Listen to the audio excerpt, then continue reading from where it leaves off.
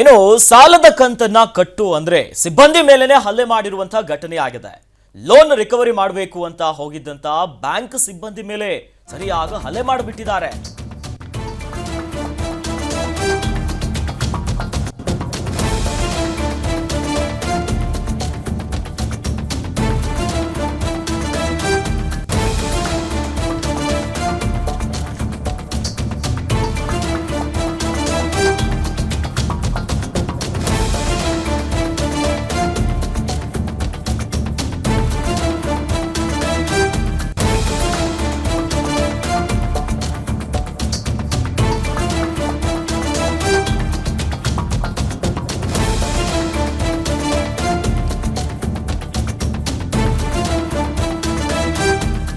Loan recovery ಮಾಡಬೇಕು ಅಂತ ಹೋಗಿದ್ದ ಬ್ಯಾಂಕ್ ಸಿಬ್ಬಂದಿ ಮೇಲೆ ಹಲ್ಲೆಯಾಗಿದೆ.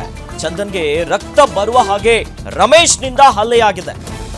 ಬೆಂಗಳೂರಿನ ನಾಗರಬಾವಿಯ ಬಿಡಿಎ ಕಾಂಪ್ಲೆಕ್ಸ್ ಬಳಿ ಘಟನೆಯಾಗಿರೋದು. 2 ತಿಂಗಳಿನಿಂದ ಬೈಕ್ ಲೋನ್ ಕಟ್ಟಿಲ್ಲ. ಆ ಹಿನ್ನೆಲೆಯಲ್ಲಿ ರಿಕವರಿ ಮಾಡೋಕೆ ಹೋದಂತ ಸಂದರ್ಭದಲ್ಲಿ ಬ್ಯಾಂಕ್ ಸಿಬ್ಬಂದಿಗೆ ಚಂದನ್ ಮೇಲೆ ರಮೇಶ್ ಎನ್ನುವ ಆತ ಹಲ್ಲೆ ಮಾಡಿರುವುದು ಗೊತ್ತಾಗ್ತಿದೆ. ಚಂದನ್ಗೆ ಬಾಯಿಗೆ ಬಂದಂಗೆ ಬೈದು ಆತನ ಮೇಲೆ ಕಲ್ಲಿನಿಂದ ಹಲ್ಲೆ ಮಾಡಿದ್ದಾನೆ. ಸದ್ಯ ಈಗಾಗಲೇ ಪ್ರಕರಣ ಕೂಡ ದಾಖಲಾಗಿದೆ.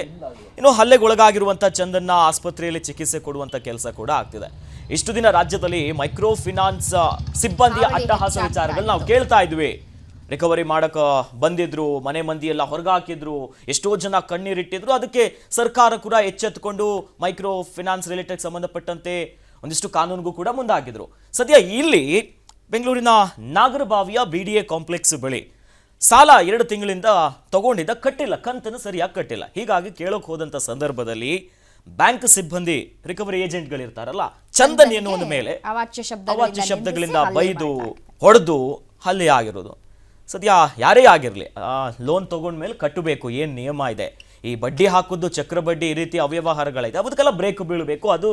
ಅದು ಬಟ್ ಈ ಸುಗ್ರೀವಾಜ್ಞೆ ಜಾರಿ ತೆಗೆದುಕೊಳ್ಬಾರ್ದು ಅಂತ ಹೇಳಿ. ಬಟ್ ಆದರೂ ಕೂಡ ಈ ಮೈಕ್ರೋ ಫೈನಾನ್ಸ್ ಸಿಬ್ಬಂದಿ ಹಾವಳಿ ಒಂದ್ ಕಡೆ ತಪ್ತಾ ಇಲ್ಲ. ಬಟ್ ಆದ್ರೆ ಈ ರೀತಿಯಾಗಿ ಏಜೆಂಟ್ಗಳ ಮೇಲೆ ಅಥವಾ ಕಲೆಕ್ಷನ್ಗೆ ಹೋದಂತಹ ಸಂದರ್ಭದಲ್ಲಿ ಹಲ್ಲೆ ಮಾಡೋದು ಎಷ್ಟರ ಮಟ್ಟಿಗೆ ಸರಿ ಅಂತ